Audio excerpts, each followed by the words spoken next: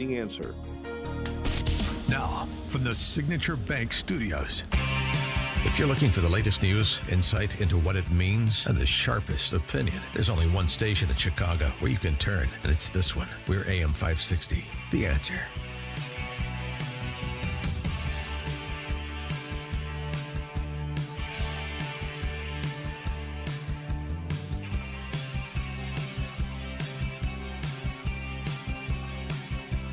Top of the morning, Dan and Amy. Stephen Van Zandt impersonator, Congressman Jamie Raskin. I had something interesting to say recently about his backup plan. In the event that Trump won the November 5th election.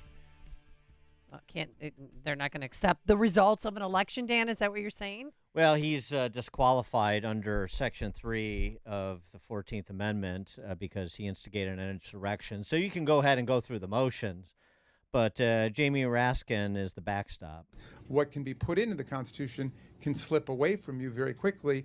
And the greatest example going on right now before our very eyes is Section 3 of the 14th Amendment, which they're just disappearing with a magic wand, as if it doesn't exist, even though it could not be clearer what it's stating. And so, they want to kick it to Congress. So it's going to be up to us on January 6, 2025, to tell the rampaging Trump mobs that he's disqualified. And then we need bodyguards for everybody in Civil War conditions, all because the 9 justices, not all of them, but these justices who have not many cases to look at every year, not that much work to do, a huge staff, great protection, simply do not want to do their job and interpret what the great 14th Amendment means. And I'm glad that Sherilyn's creating her new center so we can bring that. Yeah, so there that's you the go. plan, huh? That's Jamie Raskin's plan, at least rhetorically. Civil War conditions and the demagoguing of the court and the demagoguing of the, don't even bother because we're going to make sure that he never takes office, even if he wins on November 5th. I mean, this is all the sorts of Russian collusion bloviations that you've heard from really bottom feeders like Jamie Raskin for the last 8 years. So why should it stop? It won't. It's not going to. Dave Seminara is a former diplomat. He's also the author of Footsteps of Federer and Mad Travelers, A Tale of Wanderlust, Greed, and the Quest to Reach the Ends of the Earth. Dave, thanks for joining us. Appreciate it. Good morning. Thanks for having me. Nice to hear from you guys. I'm surprised you're not at the Olympics, being the globetrotter that you are, and I do not like France. I've been to France twice. I love the Olympics, though. I'm watching an unhealthy amount of Olympics. I'm watching badminton, table tennis, you name it, surfing, sports that I would never, ever, ever watch during these 2 weeks. I watched them and loving it. Have you ever taken a dip in the Seine? No, I would never do something like that. No. Have you? No, I have not. No. I have not been to Gay Paris, but it's on the list. Well, But God, I got to tell you, though, I'm very irritated by Google because Google is prioritizing the medal count just in terms of gold medals. And China is, we're back and forth with China on that.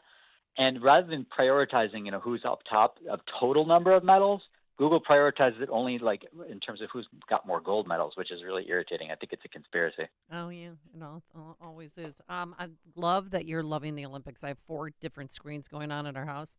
Break dancing is this Friday and Saturday. And I don't know if you know this. Dan Proft, the man sitting across from me, was a break dancer back in the day. Yeah. No way. No, Yeah, he a little was. bit, He'd little walk bit. around with cardboard, right? Yeah. That's awesome. Yeah. I mean, I missed my Olympic moment, Dave, so it's not going to happen for me. But I'm just glad that I could, basically inspire future generations of breakdancers to have this moment now that they're going to have in Paris. Well, I assume that Americans are good at breakdancing, so I'm all for adding obscure quote unquote sports as long as Americans are good at them. That's fine. Bring it in if we get gold. I can't wait for pickleball to be an Olympic sport because pickleball will be an Olympic sport. Yeah, I have no doubt about that. Yeah, for sure. Baseball isn't, but baseball is coming back for LA. Oh, it is? What about, did you watch that speed rock climbing event? My wife was I was watching that. addicted I'm like, to I it. got to draw the line. I'm not watching the rock climbing. I didn't do that. Rock I didn't even know it was an event or it's a category. Yes. Unless it's a free climb where it's death defying, I'm not really interested. All right, Dave. Speaking of medals, Tim Walz, the governor of Minnesota got the silver. He is going to be Kamala's running mate. Your reaction to this prodigious Bolshevik ticket? I check Polymarket, which is the betting markets, probably like 8 times a day lately, just obsessively checking, first of all, what are gamblers betting on in terms of who's going to be the vice president, and also how are gamblers betting on the Trump, Kamala race. Yesterday, it was Kamala had a 43 or 44% chance. I just checked it a few minutes ago, and she's up to 46%. So that tells me someone is excited about this pick. There are some gamblers, a few additional people betting on her since yesterday. 46% chance. I mean, it's too high. It's scary. It's frightening. I think I think that a lot of people are saying, oh, she made a horrible choice, the smart choice for Shapiro. I'm not so sure about that. I fear that she may have tactically made a really smart choice because she's energized her base. Her base absolutely loves this guy. He's a lefty, but it doesn't matter because the media will repackage him as a centrist, right, as a moderate. Just like they're doing for her. Same thing. Yeah. He'll do exactly. So, he'll just, disavow all of the positions he's held his entire life in the same way that she has, and the media will repackage him as a centrist and will highlight the fact that he's a veteran. He's won in a previously, first congressional district, which is Republican. It's rural. She's behind by, like, if you look at white working class voters, last time I checked in the breakdown, she was down 36 or 38 points among the white working class. So that is the demographic category that she needs the most. And I think people were hedging that, well, Shapiro probably won't help her with that category because he grew up with money, father's a doctor, et cetera, et cetera. So, I fear she probably made a tactically smart choice.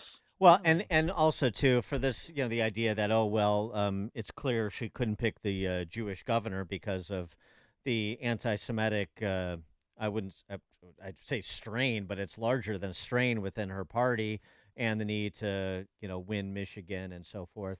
But, you're going to have... The reason why she picked him is, if you look at the 3 states there, and Pennsylvania, Michigan, and Wisconsin, all 3 of those states, unfortunately, have more registered Democrats than Republicans.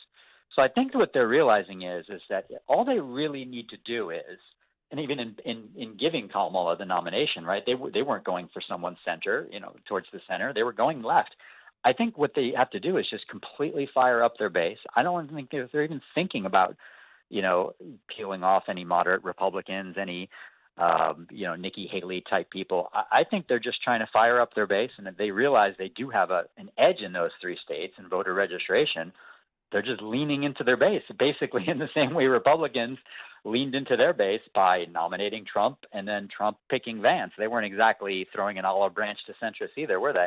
Yeah, I mean, a base plus election, which is, and the enthusiasm behind it are important. But I mean, but you can't. I want to say you can't overlook the fact that the Democrat Socialist Party is more than tacitly supportive of anti-Semitism.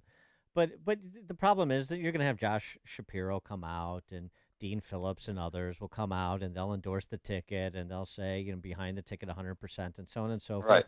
And that provides the cover / basis for rationalization for so many Jewish voters who are otherwise inclined to vote Democrat to stick with the party, even though it's obvious what the party thinks of their interests in the Middle East and in general on college campuses, et cetera. Every 4 years we hear, Republicans are going to get the Jewish vote this year, and it never happens. I mean, it's 70%. Republicans get 30% of the Jewish vote every 4 years, almost seemingly no matter what happens. So I don't know this year if that will change. What do you think? I mean, personally, don't we all know somebody who's Jewish who's now a Republican? That's the I do, and that's the definition of anecdotes are not the plural of anecdote is not data. I mean, but it's so clear that the reason why she didn't pick Shapiro. She wanted to win Michigan. They wouldn't vote for if there was a Jewish person on the ticket.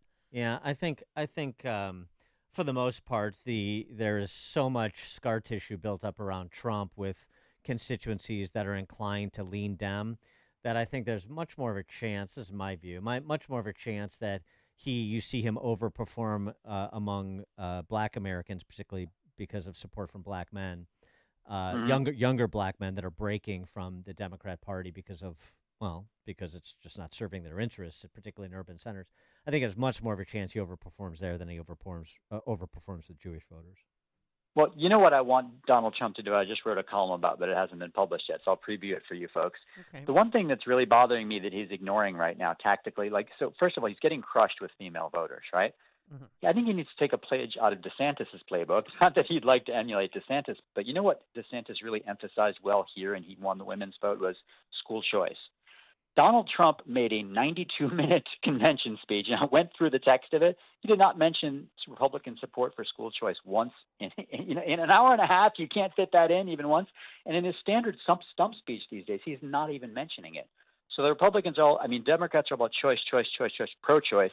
We need to start talking about school choice and support for school choice. And even though the president can't do that much for that because it's more of a state issue, you have to talk about how our party supports this. But their party will not support it because of its adherence, its loyalty to the teachers' unions. And what's driving me nuts that there's winning issues like that we're not even bringing up. And I for the life of me, I can't figure out why not. Well, I think that's a good one. Yeah, and do you think once Kamala Harris speaks to the media, I mean, she's been the nominee for, essentially 15 days now and has not taken one question from any media outlet, not even MSNBC. That's what concerns me is she only has to run out the clock for like 100 days. I mean, it's sort of like a perfect storm of different things that could happen here. And she's got an opportunity to win the race, which, I mean, if you told me this a few months ago, Kamala Harris is president, it seemed crazy. Like the idea of it seems so far-fetched. And the idea of Biden stepping down a few months ago seemed so far-fetched because they didn't have someone who could step forward. Now, all of a sudden, she's stepped forward.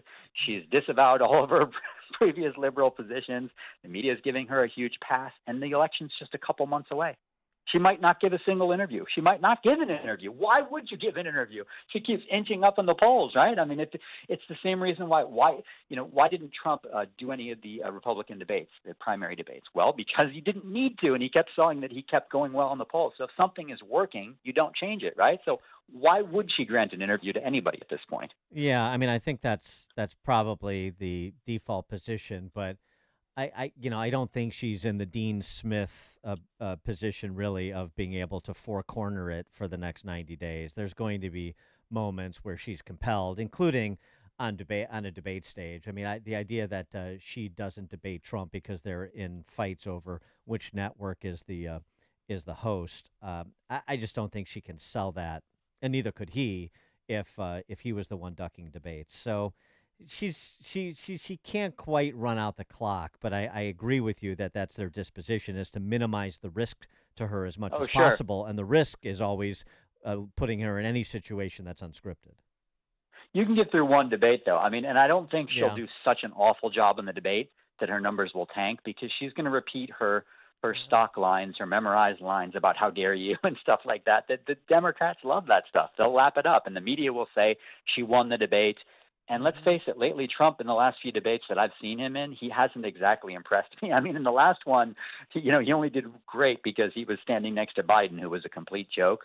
But he's a little unfocused himself. So I'm not feeling as confident right now and as comfortable as I would like to feel. The only thing I would say is we're going to see how good of a Kamala chameleon she really is, because it's tough to completely hide your true essence, your true personality for that long under that much scrutiny.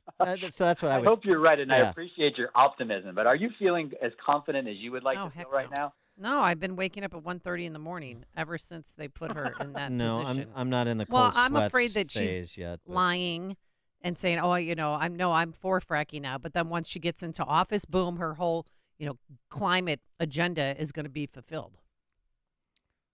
It's in some ways a referendum on the media's abilities, isn't it, to rehabilitate her? Yes. If the media is able to, the media was able to topple Joe Biden, weren't they? That was very interesting. I mean, they instigated that coup. I wasn't sure if they were powerful enough to be able to topple him in that way, and they were. And now they're feeling really emboldened that, okay, now we've knocked him off the perch. We've got her up there. Can we carry her across the line? And, we'll see whether they are able to do that. Well, right. I mean, it's basically it's going to be a question. It's going to answer the question: the percentage of Americans that are sophisticated barbarians, is it 48% or 50% plus one? That's what we're going to find out. Where exactly are we at? Dave Seminara. The media plus big tech. Also, Google's doing its part too. Well, exactly. At least we have Elon Musk on our side. Dave Seminara, former diplomat, author of Footsteps of Federer and Mad Travelers, A Tale of Wanderlust Greed and the Quest to Reach the Ends of the Earth. Dave, thank you as always. Thank you, guys. Have a good day. You too, and he joined us on our turnkey.pro answer line. It's news, opinion, insight. This is Chicago's Morning Answer on AM 560. The Answer. 3 reasons I ditched my old school deodorant and made the switch to Lumi Whole Body Deodorant for pits, privates, and beyond. First, Lumi is crazy